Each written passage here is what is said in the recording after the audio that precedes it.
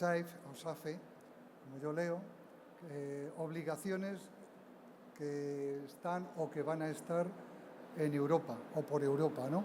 Entonces, bueno, esto cada vez parece que se va incrementando más. Parece que a veces es un poco rollo contar todo esto, pero como también el tema del DAX 6, que eso se quedó aprobado, por supuesto, hace unos años, tampoco sabemos el momento en el que está, y para todo esto, pues está aquí el subdirector general de tributos, don Carlos Gómez, que es quien nos va a aclarar estas situaciones. Él lo va a contar mucho mejor que yo, sin duda, y bueno, que entiendo que luego, si él le parece, pues dejamos un momento o el final para que podáis hacer cualquier pregunta y él nos lo aclarará. ¿De acuerdo? Así que le voy a dar la palabra y muchas gracias por estar aquí. Cuando quieras, Carlos. Muchas gracias por la presentación. La verdad que, hablando un poco de... Yo no estoy muy acostumbrado ante este tipo de auditorios. No lo digo por el personal que hay aquí, que me imagino que todos pertenecéis a la profesión relacionada, digamos, con el tema de la asesoría fiscal, sino con el marco, no voy a decir como aquel, no, aquel, el marco incomparable, ¿no? Pero bueno, en fin, es un marco ligeramente diferente al que me suelo enfrentar cuando voy a este tipo de conferencias y de sesiones. Como han dicho en la presentación, la verdad que puede sonar a ladrillo, ¿no? Porque vamos a hablar de temas aparentemente muy densos, tema de normas, configuraciones jurídicas, etcétera, etcétera, pero vamos a intentar hacerlo lo más claro posible y lo menos aburrido también posible, si esto en algún momento puede dejar de ser aburrido. Bien. Como tengo poco tiempo, voy a intentar ir directamente a los temas que nos interesan. Voy a dejar al final aproximadamente 10-15 minutos para que podáis hacer las preguntas, si consideráis, etcétera, ¿vale? El tema de hoy que nos ocupa, como veis, son las nuevas obligaciones tributarias en el ámbito de la Unión Europea y su repercusión en la profesión de asesor fiscal presente y futuro. Bien, ¿qué hemos visto en los últimos años en relación a las obligaciones tributarias en el campo del ámbito fiscal, en relación a la perspectiva por parte de la Unión Europea respecto al ámbito de los asesores fiscales en concreto? Bien, a partir de la Directiva de Asistencia y Cooperación en su versión número 6, la conocida como DAX 6, hemos visto un cambio de paradigma o un cambio de percepción por parte de la Unión Europea respecto de los asesores fiscales. ¿En qué sentido? En el sentido siguiente. Normalmente, y es un hecho absolutamente consolidado, por lo menos en el sistema tributario español, las obligaciones de información se exigen respecto a los obligados tributarios, respecto de los contribuyentes. Bien, este paradigma se ha cambiado o se cambia con la DAX 6.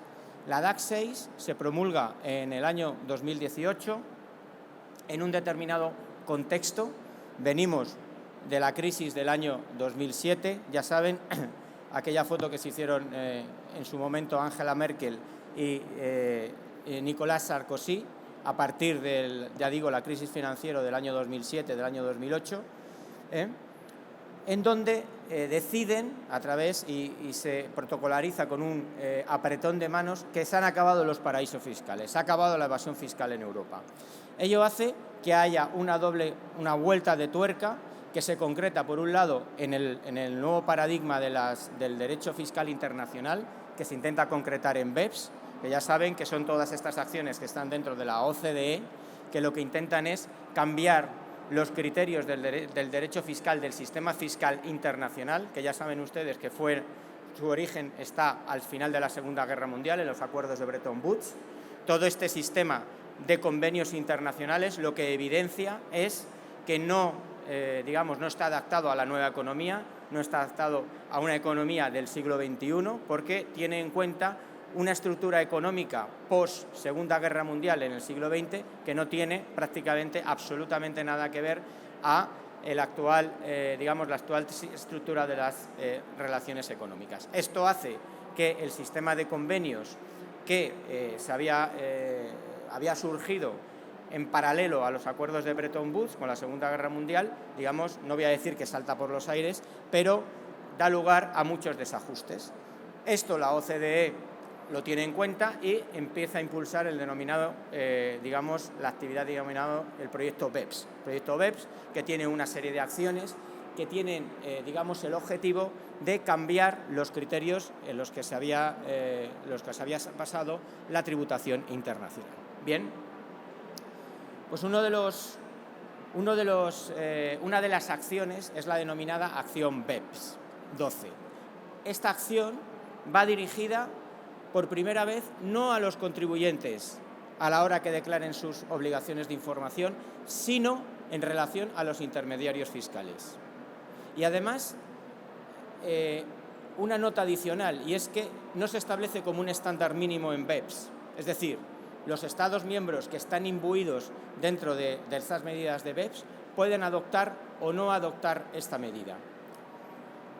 En la medida en que en aquel entonces en la Unión Europea se consideraba que esta obligación de información era altamente necesaria, la Unión Europea, ¿qué hizo? Pues no esperar a que se adoptara esta medida en BEPS, sino iniciar la negociación de una propuesta de directiva, que es la directiva denominada DAC 6, que lo que tiene por objeto es, básicamente, que los asesores fiscales tengan que declarar una serie de operaciones en las cuales se dan determinadas señas distintivas que dan lugar a planificación fiscal agresiva. Insisto, la obligación es de los asesores, la obligación no es del contribuyente, salvo excepciones a las cuales ahora me referiré. ¿Qué objetivos tenía esta propuesta de directiva? Esta propuesta de directiva tenía dos objetivos no escondidos. Por un lado, disuasorio, es decir, que los asesores fiscales no realizaran estas estructuras de planificación fiscal agresiva, y, en segundo lugar, un objetivo de información, es decir, de recabar todas estas información acerca de determinados instrumentos de planificación fiscal que se estaban diseñando, y a partir de ahí los propios sistemas tributarios, digamos, reaccionar a través de sus propias armas para intentar luchar contra estos instrumentos de planificación fiscal agresiva, teniendo en cuenta dos elementos que se ponen claramente en la Ley Española de Transposición y también en la propia directiva. Primero, que el hecho de que sea un mecanismo de planificación fiscal considerado de acuerdo con la directiva no implica fraude per se. No implica fraude. El hecho de que se tenga que declarar no implica fraude.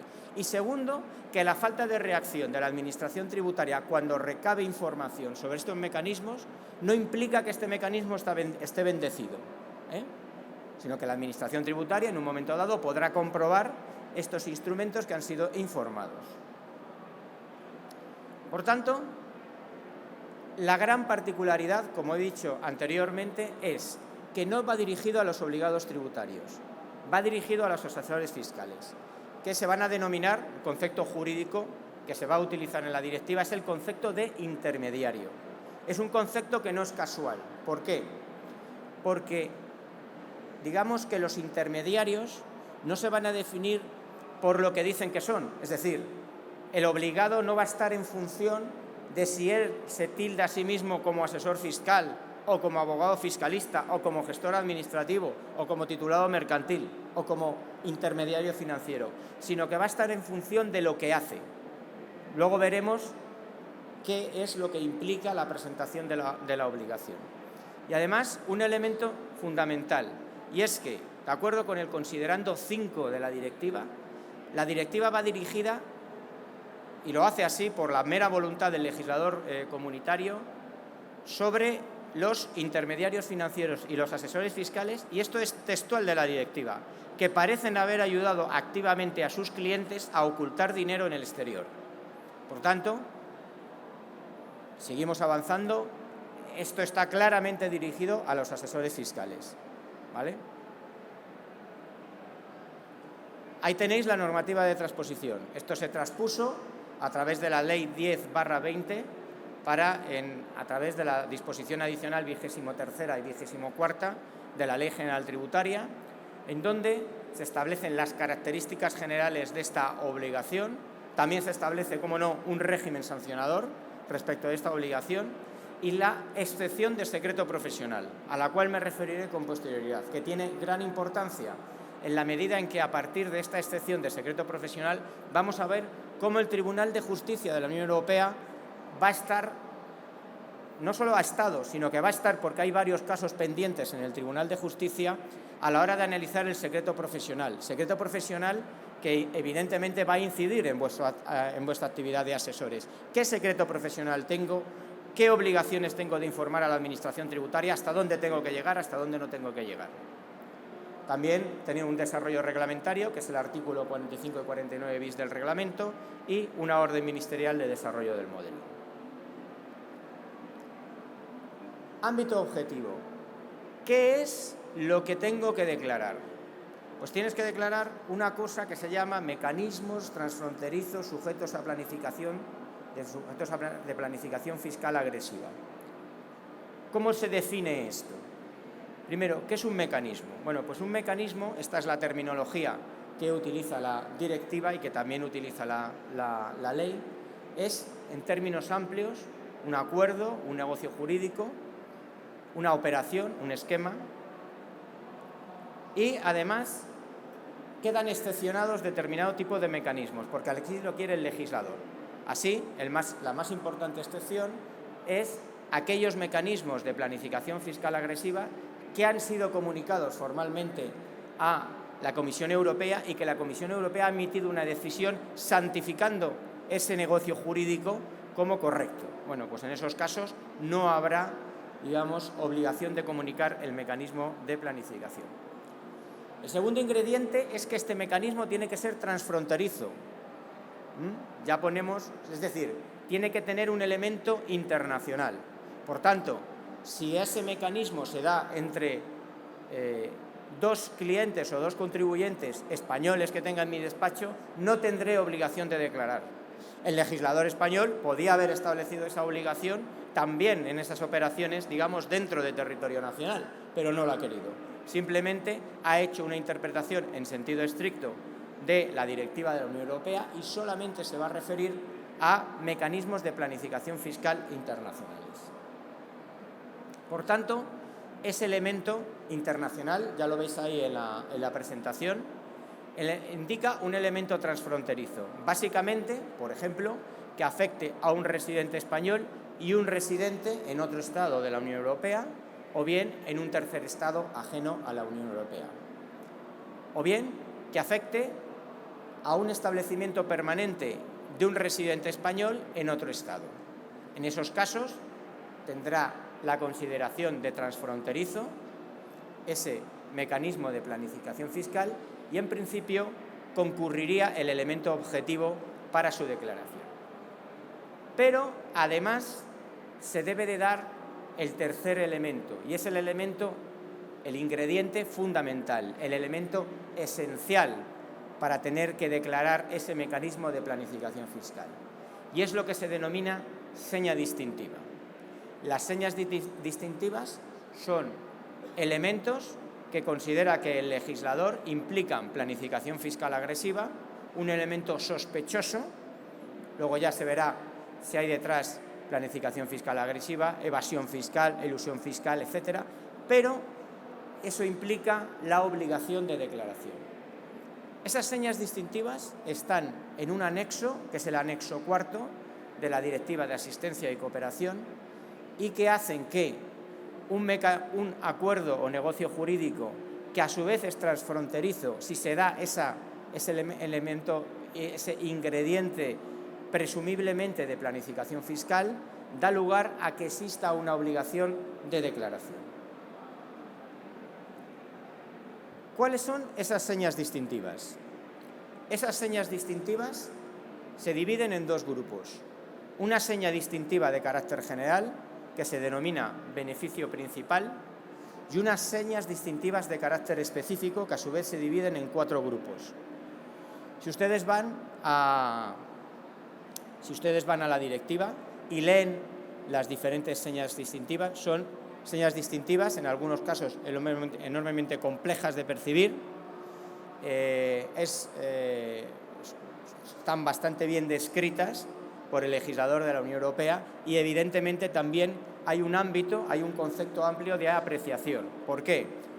Porque tiene que haber un amplio, digamos, elemento de apreciación por parte de las administraciones tributarias, porque, digamos, que esta obligación de declaración va dirigida a un elemento que es cambiante, que es dinámico, que es la planificación fiscal agresiva. Por tanto, no puede estar muy encorsetado, porque eso implicaría una ineficiencia a lo largo del tiempo de esta directiva. Ya digo que las señas distintivas son de dos tipos. Una, que es la general, la de beneficio general, del beneficio principal, del cual hablaremos ahora, y otras, una serie de señas de carácter particular.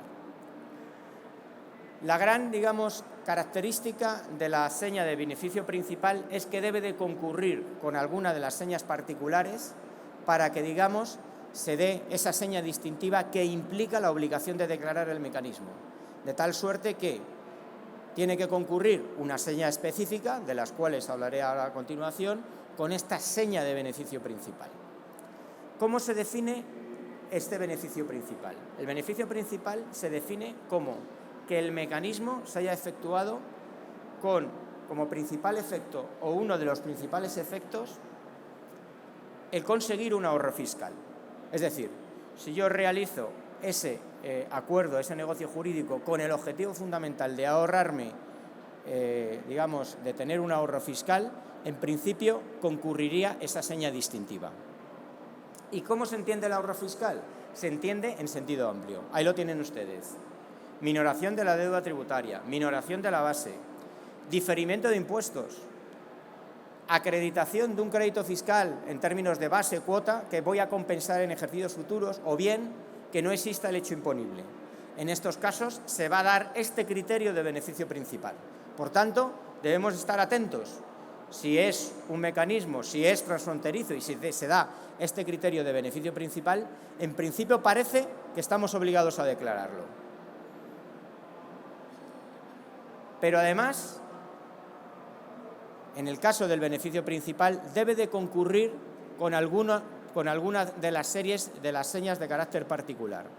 ¿Y cuáles son las señas de carácter particular? Ahí las tienen reunidas en diferentes grupos. Especial importancia para, os voy a tratar de tú, si me permitís, para vosotros como asesores fiscales. Las generales, letra A, confidencialidad, success fee y estandarización.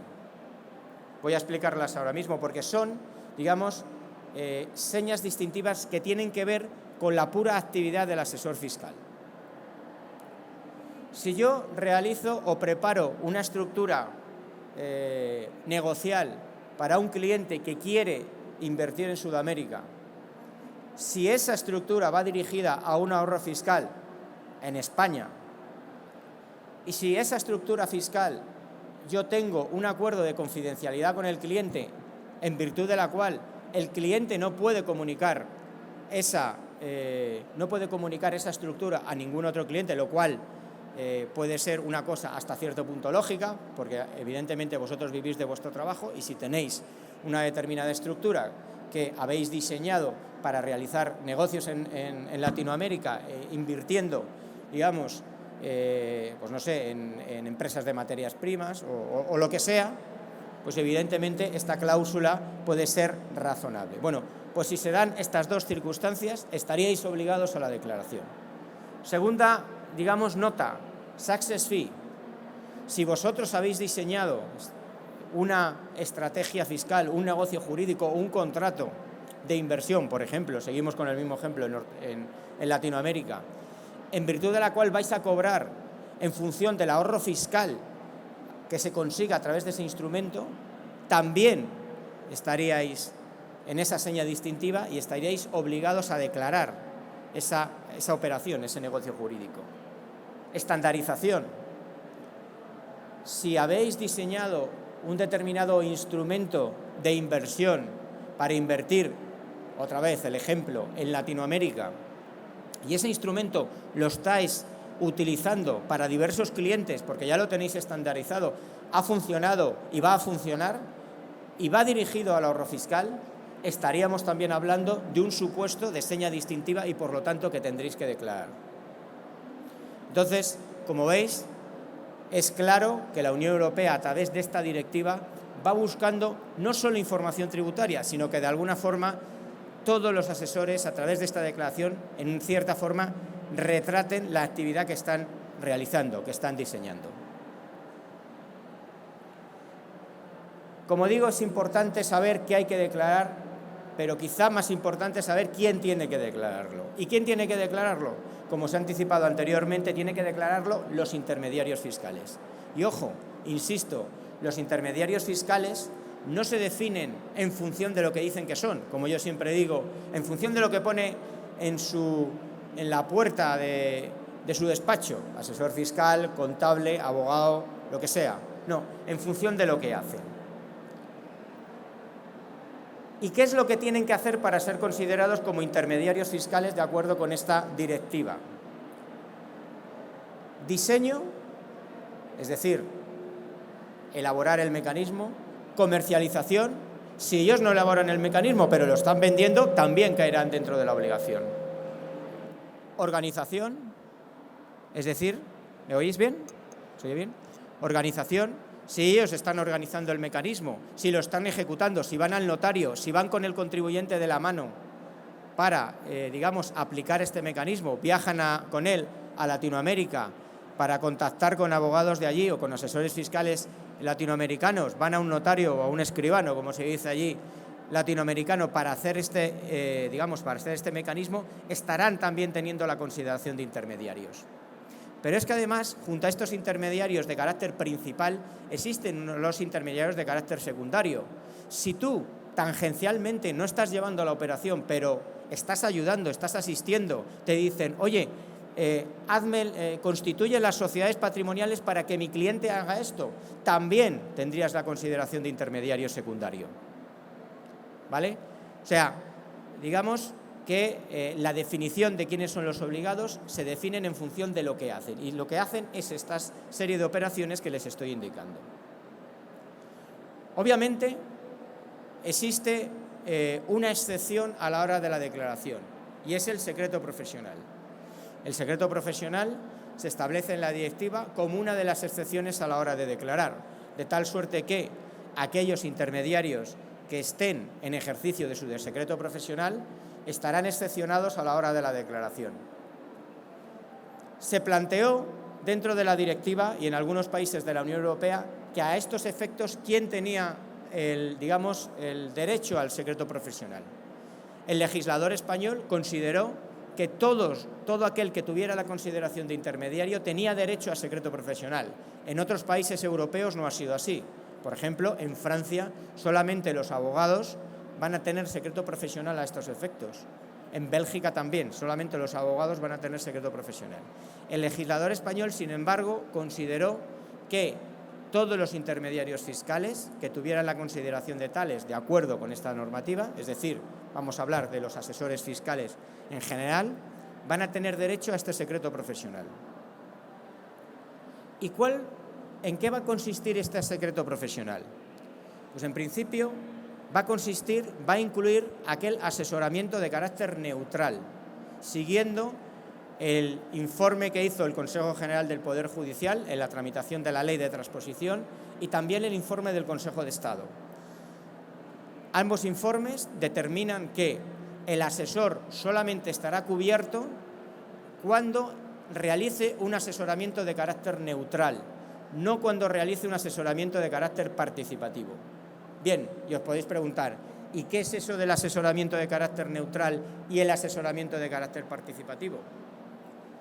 Evidentemente, esto es un concepto jurídico indeterminado que en algunos casos será pacífico y en estos casos será más difícil de ver.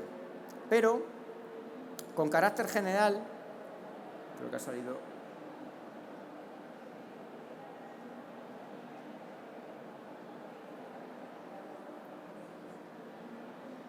Pero, con carácter general, un asesoramiento de carácter neutral, ¿cuándo va a existir?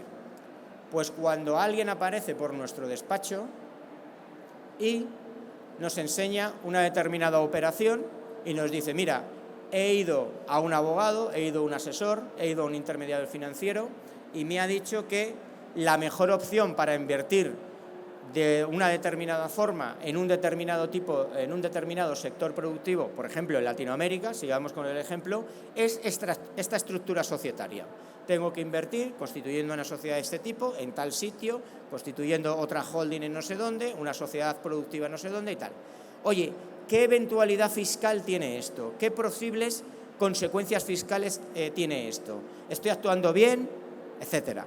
Bueno, ese asesoramiento, digamos, frío, un asesoramiento neutral de una operación que nosotros no hemos diseñado, sería un asesoramiento neutral y, en consecuencia, yo estaré cubierto por el secreto profesional y, por lo tanto, no tendré la obligación de información a efectos de esta directiva DAC 6. ¿Qué es asesoramiento participativo? Pues el asesoramiento participativo, ya lo he anticipado antes, es cuando yo voy de la mano con mi cliente y le diseño la operación, pero también voy al notario para constituir las sociedades, estoy con él con un continuo asesoramiento, voy con él a Latinoamérica para constituir esas subsidiarias en Latinoamérica, le ayudo a escriturar en el notario, etcétera, etcétera. Eso es asesoramiento participativo y, en consecuencia, no estaría cubierto por el secreto profesional en la Directiva de Asistencia y Cooperación Administrativa. No sé cómo desaparece esto. Vamos a ver.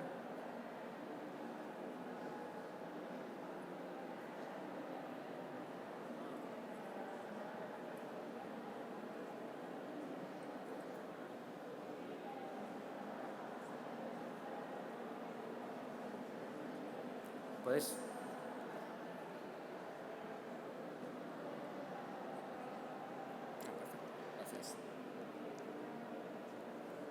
Claro, como podéis comprender, esto es de las primeras veces que se trata el secreto profesional, aparte de la famosa Directiva de Prevención del Blanqueo de Capitales, cuando se empezó a tratar el secreto profesional de los profesionales del asesoramiento en general en relación al blanqueo de capitales.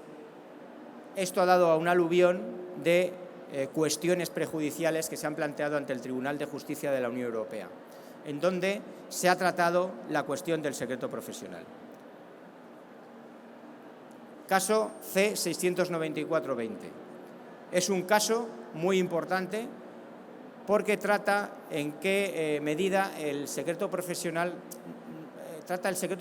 en relación a un aspecto muy concreto de la DAC 6, pero eso, digamos, es la anécdota, porque realmente lo importante de este caso es que se plantea por primera vez el secreto profesional en relación a las obligaciones tributarias. Y se plantea el secreto profesional respecto del secreto de los abogados, aunque entiendo que con matices también podría ser extensible a los asesores fiscales en general. Se plantea por el Tribunal Constitucional belga, la parte flamenca, digamos, del Tribunal Constitucional, y plantea si un concreto artículo de la DAC 6, que es ese artículo, el 8 bis ter 5, afecta a la Carta Europea de Derechos Fundamentales en el artículo 7, que habla de las relaciones confidenciales y del secreto de la correspondencia, y en particular del secreto de la confidencialidad entre las relaciones entre los abogados y clientes. ¿Por qué?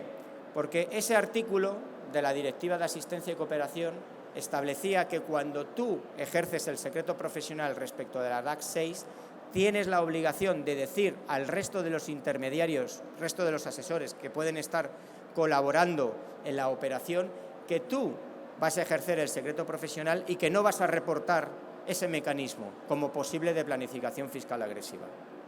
El Tribunal Constitucional belga pregunta al Tribunal de Justicia de la Unión Europea si eso está conforme al derecho europeo, si eso es conforme al artículo 7 de la Carta de los Derechos Fundamentales de la Unión Europea.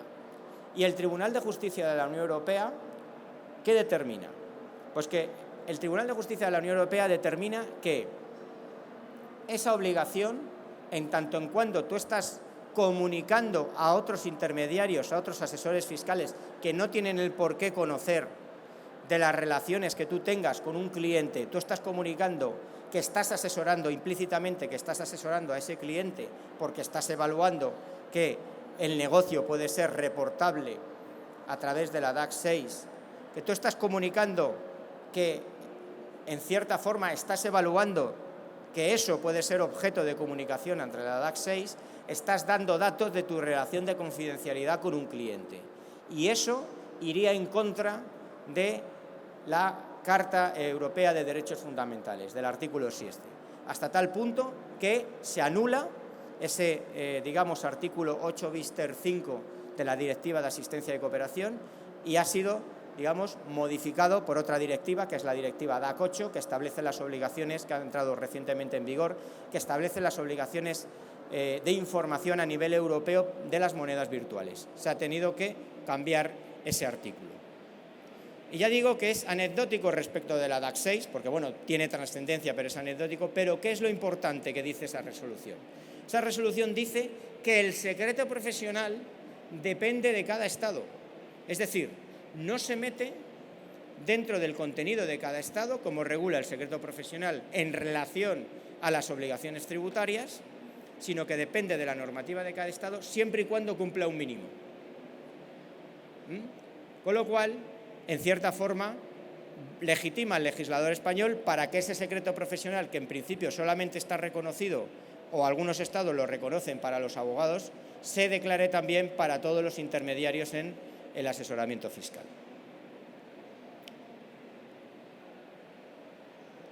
Y por último, he hablado de lo que tenemos, de lo que estamos teniendo a través de estas sentencias del Tribunal de Justicia de la Unión Europea que están repercutiendo sobre la figura del asesor fiscal a nivel europeo. Y ahora voy a hablar de la última cuestión, que es lo que va a venir, o lo que se prevé que va a venir, que es la denominada propuesta de directiva SAFE o SAFE. Primero, SAFE, ¿qué significa? SAFE es un acrónimo inglés, que es digamos, la forma de la lengua vehicular en la Unión Europea, principalmente, que significa Security the Activity Framework for Enablers. Es decir, asegurando el marco de la actividad para los facilitadores. Se inventan una palabra, facilitador. ¿Qué es un facilitador? Bueno, pues un facilitador, haceros una idea, que es como un intermediario en los términos que hemos estado viendo en la Directiva de Asistencia y Cooperación, en la DAX 6. Se lanza una consulta pública en julio del año 22 y es una posible propuesta, es decir, todavía no hay ni siquiera proyecto de directiva. Y el título de la iniciativa, fijaros por dónde va. Abordar el papel de los facilitadores implicados en el favorecimiento de la evasión fiscal y la planificación fiscal agresiva. Se lanza en un determinado contexto. ¿Cuál es ese contexto? Primero, no sé si lo sabéis, pero actualmente se está negociando en la Unión Europea una propuesta de directiva que se llama ANSHEL, que va dirigida a luchar contra las entidades cascarón, que son aquellas entidades que sin sustancia económica se utilizan para la evasión fiscal. Bueno, pues está íntimamente relacionada con esta directiva, ANSHEL. Segundo, a raíz de los escándalos de Panama Papers y de Pandora Papers, surge esta propuesta de directiva. También el Parlamento Europeo, que en numerosas resoluciones va dirigido a que hay que controlar el papel de los asesores o intermediarios de carácter fiscal, de carácter financiero, en cuanto que realicen o diseñen mecanismos que favorezcan el fraude fiscal. Y por último, un problema que se ha evidenciado en relación a la guerra de Ucrania, y es la congelación de activos financieros a ciudadanos rusos que están en unas listas existentes, en donde ha habido muchos problemas para la congelación de activos porque estaban a nombre de asesores fiscales que se utilizaban como testaferros. En todo este contexto hay que tener en cuenta que, según datos que se ponen de manifiesto en la propia propuesta de directiva, el nivel de fraude fiscal en el mundo está entre 90.000 y 240.000 millones de dólares. A nivel europeo, un estudio reciente, cuyo título en inglés lo tienen ahí y que se puede consultar en Internet, pone de manifiesto que el nivel de fraude fiscal dentro de la Unión Europea es de 124.000 millones de euros. Todas estas causas, digamos, han motivado el establecimiento de esta posible propuesta de directiva, que se lanza, ya digo, en julio del año 22, con varios objetivos de carácter genérico.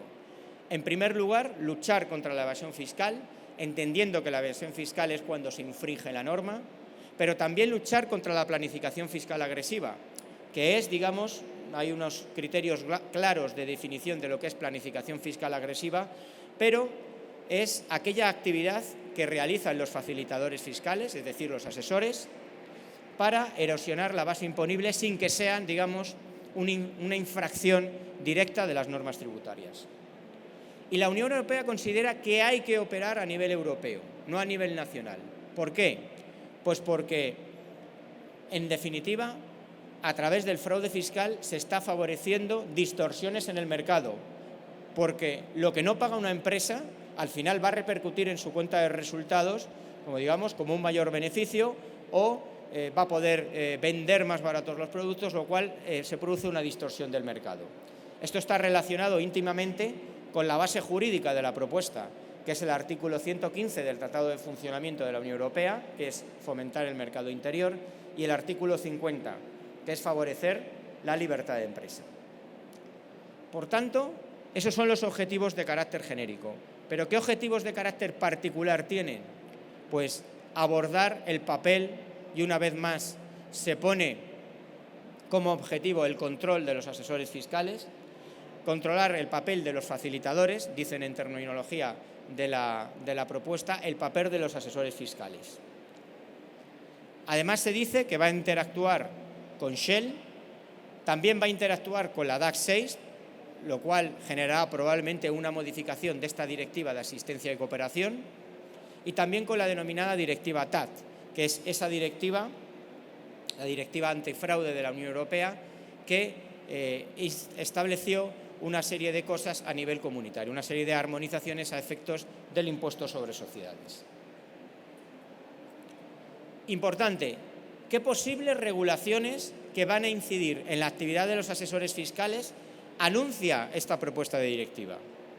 En primer lugar, una prohibición paradigmática, una prohibición clara de que los asesores fiscales diseñen, comercialicen o ayuden al establecimiento de instrumentos que favorezcan la evasión fiscal y la planificación fiscal agresiva. Esto, desde mi punto de vista, es una obviedad, porque claro, evidentemente los asesores fiscales o el que desarrolla una actividad de asesoría normal no tiene como objetivo el romper la norma, el infringir la norma, sino en asesorar a sus clientes. Sin embargo, ponen ese objetivo. ¿Y qué medidas regulatorias se plantean? Primera medida, que los asesores fiscales establezcan una serie de procedimientos de diligencia debida sobre sus clientes, de tal suerte que conozcan a su cliente y además no puedan diseñar instrumentos de planificación fiscal agresiva o de alguna forma le tengan que anunciar que dichos instrumentos pueden incurrir en una elusión fiscal, evasión fiscal, etc.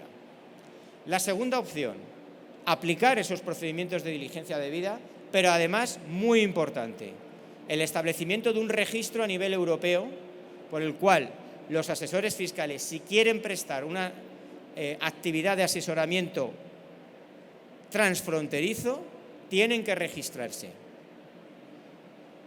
Tienen que registrarse. No se ha establecido públicamente cuáles van a ser esos requisitos de registro en la Unión Europea.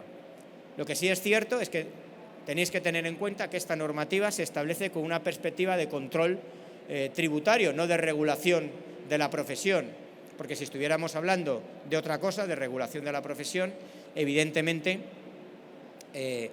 tendrían que hablar, por ejemplo, las direcciones de competencia, la parte de la Unión Europea, pero que se dedica a la regulación de la competencia en sectores económicos. La tercera opción, el establecimiento de un código de conducta, que me imagino que tendrían que firmar todo asesor fiscal que quiera realizar esas actividades de asesoramiento con carácter transfronterizo. ¿Cuál es la opinión de los asesores fiscales? La opinión de los asesores fiscales, emitida a través de la Confederación Fiscal Europea de Asesores Fiscales, emitió una declaración durante el trámite de consulta pública en relación a esta posible propuesta de directiva. Y, en primer lugar, planteó que existía un desajuste entre el objetivo de la directiva, que era luchar contra la planificación fiscal agresiva y la evasión fiscal, y las obligaciones que se establecían a los asesores. Es decir, es una directiva que va dirigida eminentemente contra los asesores fiscales, pero que pretende luchar contra la evasión fiscal y contra la planificación fiscal agresiva. Y entonces la opinión de la Confederación Fiscal Europea dice que había un desajuste, porque si se quiere luchar contra la planificación fiscal y la evasión fiscal, quizá el establecer nuevas obligaciones sobre los asesores fiscales no sea lo ideal. En segundo lugar, abogaban porque antes de establecer una nueva medida sobre los asesores fiscales de control, debía de evaluarse si todas aquellas medidas establecidas a raíz de BEPS, os recuerdo al principio de la charla todas esas acciones dirigidas en la OCDE para modificar el paradigma de la fiscalidad internacional, habían surgido efecto, y particularmente la Directiva de Asistencia y Cooperación, la DAC 6.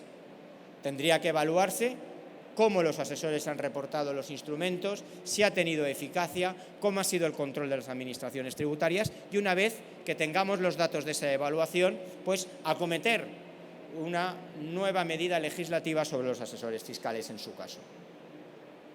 En cualquier caso, la Confederación de Asesores Fiscales dice que cualquier medida que se adopte, si hay que adoptar una medida, sea lo más proporcionada posible y lo menos invasiva en el ámbito de la asesoría. ¿Por qué? ¿Por qué? Porque cualquier coste cualquier obligación fiscal que se ponga sobre los asesores fiscales, al final va a ser trasladada, según ellos, vía precio, vía coste, al propio cliente. De tal suerte que, al final, podríamos estar haciendo de la asesoría fiscal un producto de lujo o de gama alta, al cual los clientes normales, los clientes de clase media normal no podrían acceder. Sería una especie como los family decks que tienen en banca privada, etcétera, porque claro, al final, si ponemos tantas responsabilidades en el ámbito del asesoramiento fiscal, pues evidentemente los costes también se van a incrementar. Aunque sí abogaba que en caso del establecimiento de una medida fueran medidas de diligencia debida.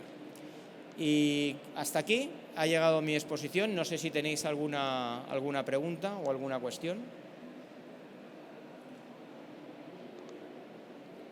Como veis, si no hay ninguna pregunta, me gustaría cerrar un poco diciendo que, como veis, esto no está aprobado, todavía no se ha iniciado la propuesta, pero al menos, digamos, el signo de los tiempos es que, desde un punto de vista de la Unión Europea, salvo que cambie esta perspectiva, cada vez más las obligaciones están dirigidas no solamente hacia los contribuyentes, sino también hacia la profesión de asesor fiscal, y os animo a que estéis al día con este tipo de normativa, porque yo creo que tiene mucha incidencia y que puede ahorraros mucho trabajo posterior. Muchas gracias.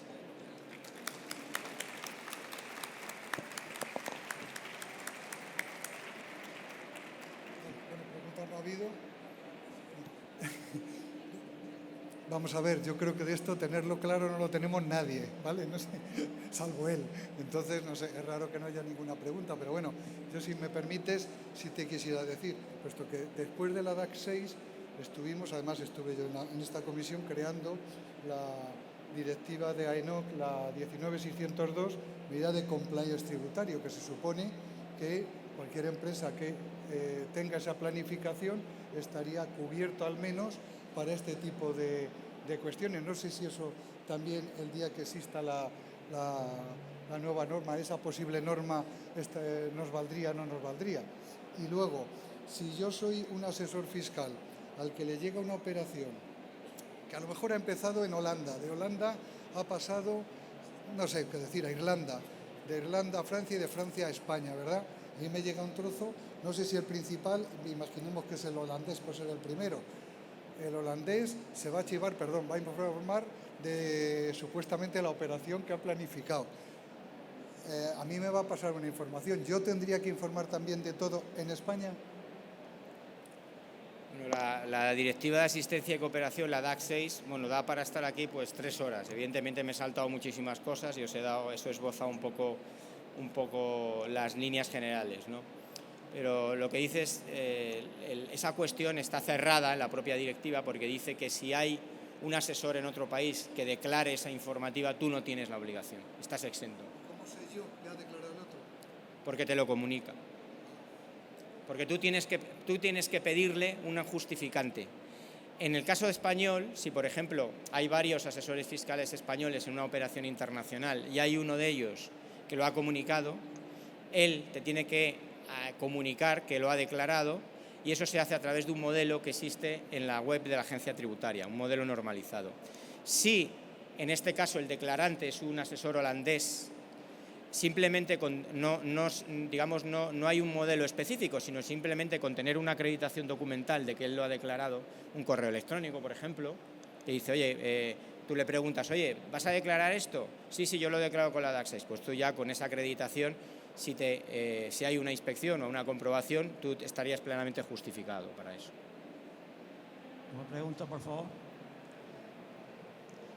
Mire, hemos hablado del secreto profesional a nivel del asesor fiscal para operaciones internacionales, pero a nivel interno, cuando intervenimos y el proceso administrativo pasa a penal, ¿tenemos algo que nos proteja, igual que el Estatuto de la Abogacía, para mantener el secreto o no existe el secreto profesional a nivel interno? Yo creo que el secreto de la abogacía, como estás diciendo, permíteme que te tutee, el secreto de la abogacía deja muy claro, y también lo puso en manifiesto el Tribunal de Justicia de la Unión Europea, una sentencia que era la de los abogados belgas. Como veis, los abogados belgas dan mucho la lata al Tribunal de Justicia. Puso de manifiesto en la Directiva de Prevención de Blanqueo de Capitales que el secreto profesional de los abogados era en juicio, es decir, defensa en juicio o en previsión de juicio. Yo entiendo que en España, evidentemente, también.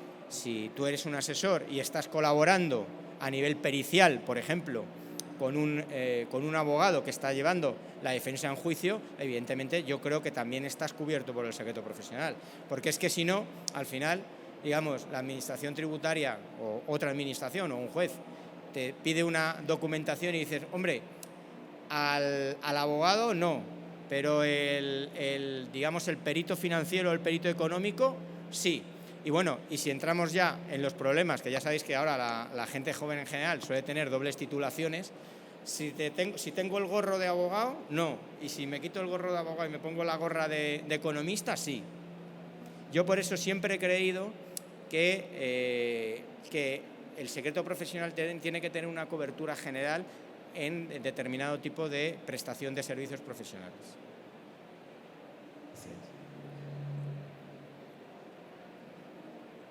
Bueno, pues si no hay más preguntas, muchísimas gracias por la atención y muchísimas gracias, Carlos.